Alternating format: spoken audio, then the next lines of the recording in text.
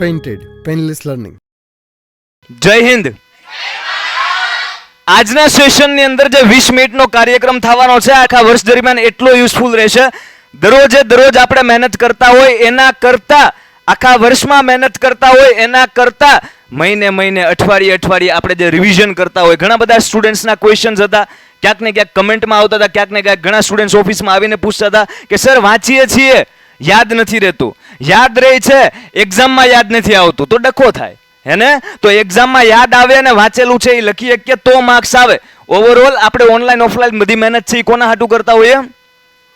Students હાટું નહીં, એમના પેરેન્ટ્સ હાટું. બિલીવ મી, તમે જે આખું વર્ષ મહેનત કરો છો એ આપણા પેરેન્ટ્સના મોઢા ઉપર જ્યારે આપણું રિઝલ્ટ આવે ત્યારે જે સ્માઇલ આવે, એમને જે પ્રાઉડ ફીલ થાય, આપણે એના હાટું મહેનત કરતા હોઈએ. Right or wrong? સાચી વસ્તુ ને. તો રિવિઝનની અમુક મેથડ્સ હોય.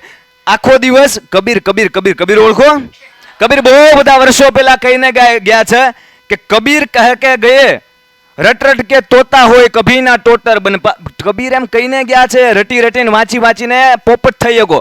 પોપટ જોજો રામ રામ રામ રામ બોલીએ કે રામાયણ વાંચી જાઉં તો આખી રામાયણ આખી બોલીએ કે, પણ એના મગજમાં એ વાત ક્લિયર ન હોય, એને કોન્સેપ્ટ સમજાણો ન હોય, એટલે રામાયણનો અર્થ એને ન ખબર હોય. એ ચેપ્ટર 1 ચેપ્ટર 2 એમ બોલી શકે. સમજાય છે? આપણે જો એક સબ્જેક્ટનો સિલેબસ કમ્પ્લીટ કરવામાં 8 મહિના લાગતા હોય, જો તમારે એ જ સબ્જેક્ટનું આખું રિવિઝન કરવામાં 8 મહિના લાગે છે, હલો, તમારા હાથમાં જે પેન અને નોટ અથવા પેજ છે એની અંદર આજે જેટલી વસ્તુ ઇમ્પોર્ટન્ટ ડિસ્કશન થાય રિવિઝનને લગતી એ તમારે પોઈન્ટ્સ વાઇઝ લખતી જવાની છે. સેશન કમ્પ્લીટ થશે ત્યારે શું થશે ખબર છે? અમુકનું પેજ છે એની 3 લીટી ભરેલી હશે, અમુકનું પેજ અડધું ભરેલું હશે ને અમુકે પાનું ફેરવી નાખ્યું હશે.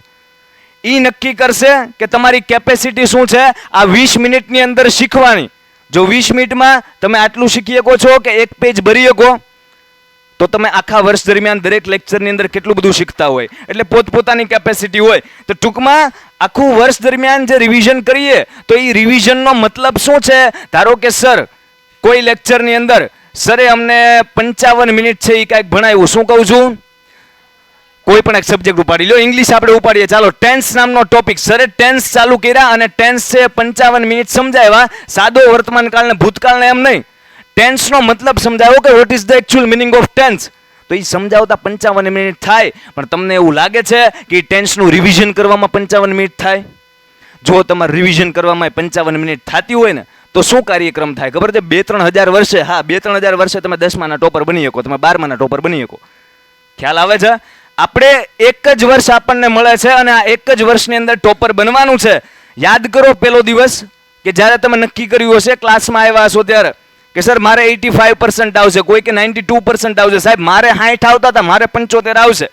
કાંઈક તો મતલબ ઉપરનું વિચારેલું હોય ને, તો એ ઉપરનું જે વિચાર્યું છે ને એ થાય ને, એના માટે આખો વર્ષ છે એ મહેનત કરવાની હોય. અને આખા વર્ષના મહેનતમાં ખાલી લેક્ચર અટેન્ડ કરવા એનાથી ને કોઈ વ્યક્તિ ટોપર બને? હા કે ના?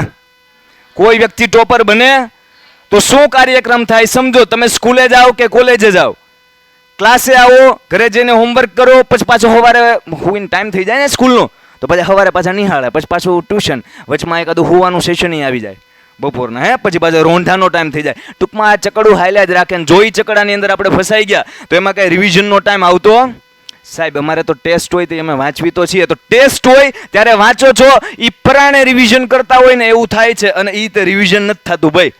એ રિવિઝન થતું નથી થતું. રિવિઝનની સાચી ટેકનિક્સ 2-3 છે, એને આપણે ડિસ્કસ કરીએ, મગજમાં એને ઉતારવાની અને એને ફોલો કરવાની. ખાલી વાત કરીએ છીએ, એ સાંભળી લીધી તો આ 20 મિનિટ સેમ પસાર થઈ જશે. જેમ આની પહેલાનો કોઈનો લેક્ચર કમ્પ્લીટ થયો હોય, ગઈકાલનો કોઈનો લેક્ચર કમ્પ્લીટ થયો હોય, કે ઓનલાઈન યુટ્યુબમાં કાંઈ પણ સેશન જોતા હોય અને 30 મિનિટનું સેશન પૂરું થઈ જાય. 20 મિનિટને ફોલો કરવાની છે. શું કહું છું? 2 વસ્તુ હોય, એક તો તમને જે તે વસ્તુનું નોલેજ છે, શું કહું છું, અને બીજી વસ્તુ એ વસ્તુને તમે એક્ઝિક્યુટ કરો છો. શું કરો છો? નોલેજ મીન્સ કે તમને ખબર છે, તમને ભાન પડે છે કે આ કરાય અને આ નો કરાય. હવે એમાંથી જે કરાય એ વસ્તુ છે એ તમે કરો ને તો એ કરવાને એક્ઝિક્યુટ કર્યું કહેવાય. શું કર્યું કહેવાય?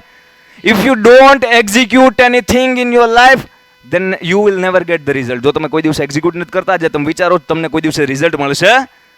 ઇંગ્લિશમાં એક ફેમસ કહેવત છે કે ડોન્ટ સ્ટ્રેસ કુડ હેવ્સ. શું કહું છું? Don't stress could haves. Marker change કરીએ સો દેટ તમને કંઈક બતાય. એકદમ સમજો આ કહાવતને ડોન્ટ સ્ટ્રેસ કુડ હેવ એટલે શું થાય ખબર છે? આવું થયું હોત તો સારું હતું ને આવું ન થયું હોત તો આ બધા ઉપર ભાર ન આપો. આપણે એવું કહેતા હોઈએ 10th નું રિઝલ્ટ આવી જશે ને 12th નું રિઝલ્ટ આવી જશે ને તમે જે એક્ઝામની તૈયારી કરતા હોય એનું રિઝલ્ટ આવી જશે ને પછી તમે બોલશો કે જો આવું થયું હોત ને કુડ હેવ્સ તો સારું હતું. તો આપણે સ્ટ્રેસ કોની ઉપર લઈએ, કોની ઉપર ભાર મૂકીએ? કુડ હેવ્સ, કે આવું થયું હોય ને તો સારું. એવું નહીં. Don't stress could haves, if should have, if it should have. જો એ વસ્તુ થવાની હોત ને, ઇફ ઇટ શુડ હેવ, તો એ વસ્તુ થઈ ગઈ હોત, ઇટ વુડ હેવ. એકદમ ધ્યાનથી ને આને વાંચો. જો આ લાઈન તમને સમજાઈ ગઈ ને તો અડધું તમારું જે ધોરણ છે, તમે જે એક્ઝામની તૈયારી કરો છો એ 50% અહીંયા ક્લિયર થઈ જાય.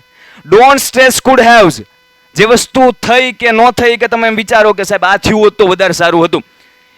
જો એ વસ્તુ થવાની હોત ને, ઇફ ઇટ શુડ હેવ તો ઇટ વુડ હેવ, એ થઈ જ ગઈ હોત. એ કેમ થાય? જો આપણે ડિટર્મિનેશન હરવાર આપણો ગોલ છે નિશ્ચિત કરેલો છે કે સર મારે 85% આવશે એ હું અંદરથી માનું છું.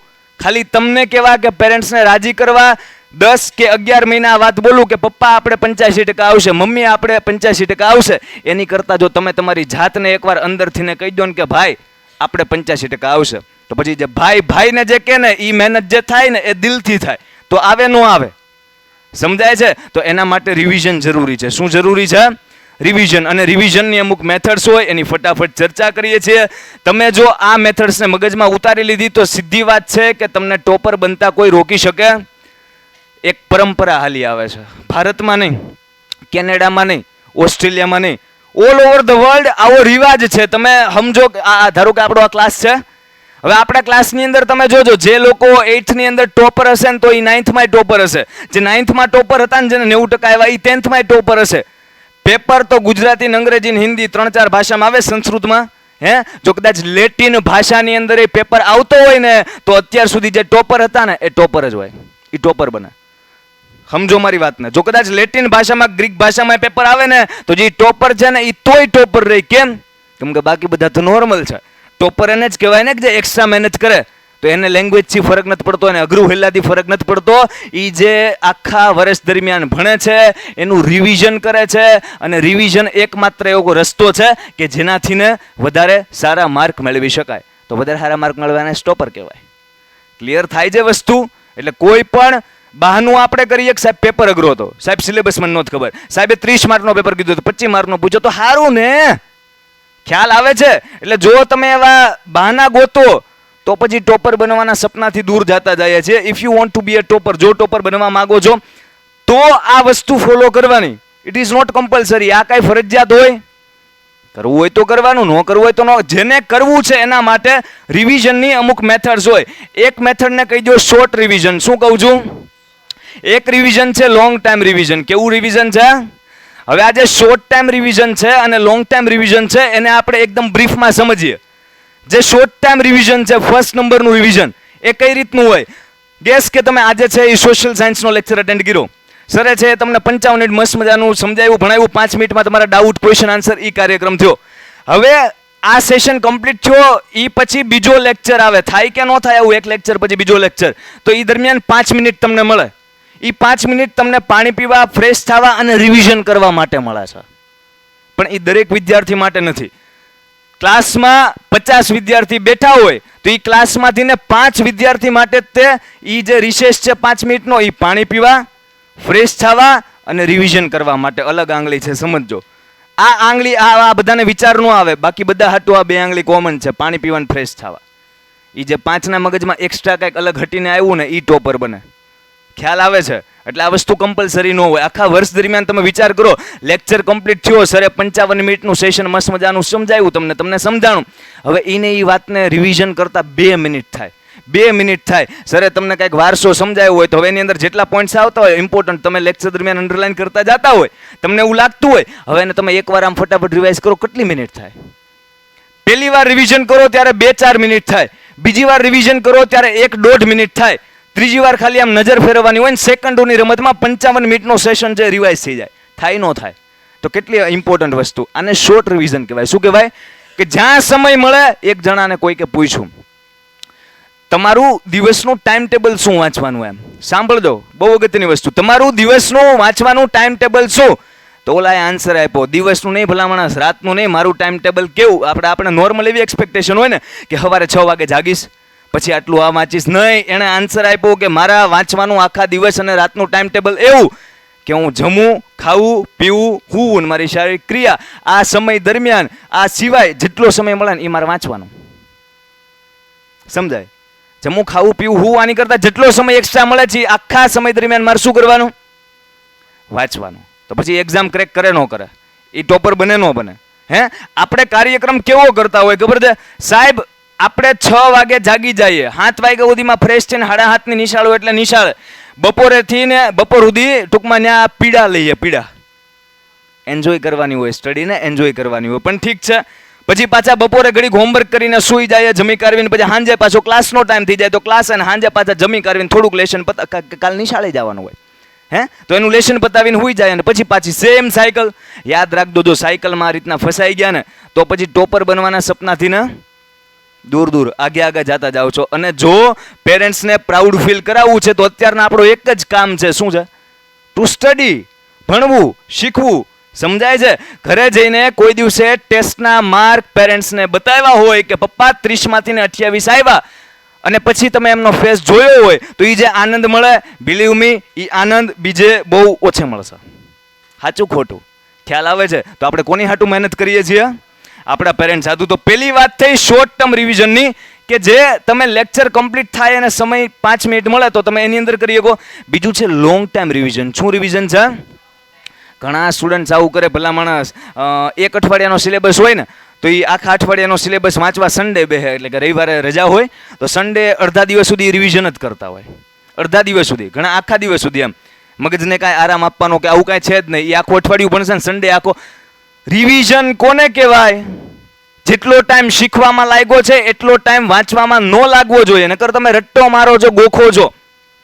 ક્લિયર થાય? તો રિવિઝન કેમ થવું જોઈએ?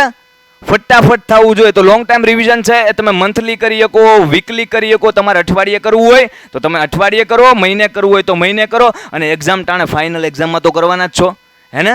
રિવિઝન બે રીતે થાય. કાં તો તમે સ્વામી વિવેકાનંદની જેમ એકવાર વાંચો અને યાદ રહી જાય. હું એમ નથી કહેતો કે તમારામાંથી કોઈ સ્વામી વિવેકાનંદ ન હોય તે હું માનું છું આ વાતમાં. ક્લાસમાં 50 સ્ટુડન્ટ બેઠા હોય તો હું તમને 2-4 વાર કીધેલું છે, એ સ્ટુડન્ટ નથી મારા માટે. કોઈક એન્જિનિયર છે, કોઈક પેઇન્ટર છે, કોઈક ડાન્સર છે, કોઈક આર્કિટેક્ચર છે, કોઈક કાંઈક છે. કયા મહાપુરુષોની વચ્ચે આપણે છીએ મને ખબર છે. એટલે પહેલાં તો એ બિલીફ લાવવાનો. ગમે વ્યક્તિ જન્મે તો જન્મજાતથી કાંઈ પૈસાદાર કે વાણીવાન કે ચારિત્રવાન કે મહાપુરુષ એ પહેલેથી ને ન હોય. ધીમે ધીમે એનું ઘડતર થાય, ધીમે ધીમે એનામાં ગુણો આવે, એ કેરેક્ટર ડેવલપ થાય અને પછી એ બને. પણ એ જે બનવાનો હોય ને એ વાત નક્કી હોય. કોઈ વ્યક્તિ રાજા હોય ને તો એ જન્મજાત રાજા હોય, તમે એની સામે જોવો ને તો તમને ખબર પડે કે નહીં આ રાજાવાળું કેરેક્ટર છે, નહીં આ સિપાહીવાળું કેરેક્ટર છે. ખ્યાલ આવે ન આવે? સમજાય છે? લીડર બનવાનું. શું બનવાનું? લીડર બનવું બધાના હાથમાં નથી, બધા ન બની શકે. એટલે ગામમાં એક જ રાજા હોય, બાકી બધી શું હોય? તો નક્કી કરવાનું છે પ્રજામાં આવવું કે રાજામાં. જો રાજામાં આવવું છે, જો ટોપર બનવું છે તો લોંગ ટાઈમ રિવિઝન કરવું પડશે, શોર્ટ ટાઈમ રિવિઝન કરવું પડશે. અને રિવિઝન એકવાર કરો ને તો એને રિવિઝન ન કહેવાય, પુનરાવર્તન. શુદ્ધ ગુજરાતી સમજાય? રિવિઝન કોને કહેવાય? વારંવાર જે આખું વર્ષ ભણીએ છીએ, દર લેક્ચરમાં ભણીએ છીએ, એને રિવાઇઝ કરતું જાવું.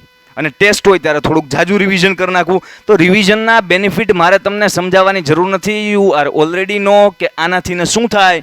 એક્ઝામમાં માર્ક વધે. ઓવરઓલ આજના સેશનનો હેતુ એ છે કે અડધું વર્ષ કમ્પ્લીટ થઈ ગયું છે. જો હજી નો જાગ્યા સમજો, જાગવાથી ને આમ મતલબ નથી કરતો, જાગી ગયો આમ મતલબ નથી કરતો. જાગવાથી મતલબ કરું છું મનથી જાગો, એનર્જીમાં રહ્યો, હાલો છો એનર્જીમાં, હુવો છો તોય એનર્જીમાં, જમો છો તોય એનર્જીમાં, કોઈ હારે વાત કરો છો તોય. જાગી જાઓ. અડધું વર્ષ પૂરું થઈ ગયું છે, બાકીના જે કાંઈ 4-5-6 મહિના રહ્યા છે ખબર નહીં રહે, વયા જશે.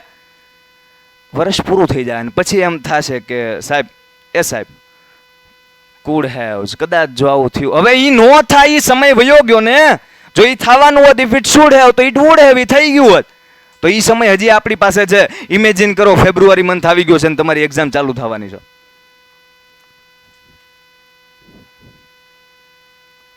1-2 વીક આપણી પાસે છે. અને બોર્ડની એક્ઝામ્સ છે, તમે જે એક્ઝામની પ્રિપરેશન કરતા હોય એક્ઝામ છે. હવે 1-2 વીકમાં કેટલું રિવિઝન કરશો, કેટલું વાંચશો? અટાઈ જવાના, મુંજાઈ જવાના ને. સમજાય? આખા વર્ષમાં જેટલું ભણેલા છો એટલું બધું અંદર કેમ ઉતારશો અને એટલું બધું ઉલટી કેમ કરશો પેપરમાં 2 અઠવાડિયામાં? સમજાય? હવે મજા કરો, જાઓ. તમને આજે 4-5 મહિના છે ને એ આપ્યા ફરીવાર. આ ઓગસ્ટ હાલે છે, 2 અઠવાડિયા તમારી પાસે હતા, મેં 4-5 મહિના આપી દીધા. 4-5 મહિના બાકી જ છે, એટલે હજુ સમય છે. જો ઇફ ઇટ કુડ હેવ ને આ બધું ન કરવું, જો આવું થયું હોત ને, તો એ જો થવાનું છે ને એ થઈ જવા માટેનો સમય ફરીવાર આપણી પાસે આવી ગયો છે. તો આજે 4-5 મહિનાનો સમય છે, એમાં તમારે શું કરવાનું છે? સતત ને સતત રિવિઝન. ખાલી લેક્ચર અટેન્ડ કરીએ, ખાલી ટેસ્ટ માટે વાંચીએ. એનાથી ટોપર ન થવાય. એ 30 માર્કની ટેસ્ટમાં જ માર્ક આવે. જો બોર્ડમાં માર્ક લાવવા છે તો સતત ને સતત શું કરવું પડશે? ઓકે, આજનો સેશન અહીંયા સુધી રાખીએ છીએ. જો તમને આવો કોઈ ડાઉટ હોય અને નેક્સ્ટ કોઈ ટોપિક તમારે જોઈતો હોય, યુ કેન કમેન્ટ ડાઉન. તમે કમેન્ટ કરી શકો છો, તમે બિંદાસ ઓફિસમાં આવીને પૂછી શકો છો. મળીએ છીએ નેક્સ્ટ એપિસોડમાં. જય હિન્દ. Painted Painless Learning.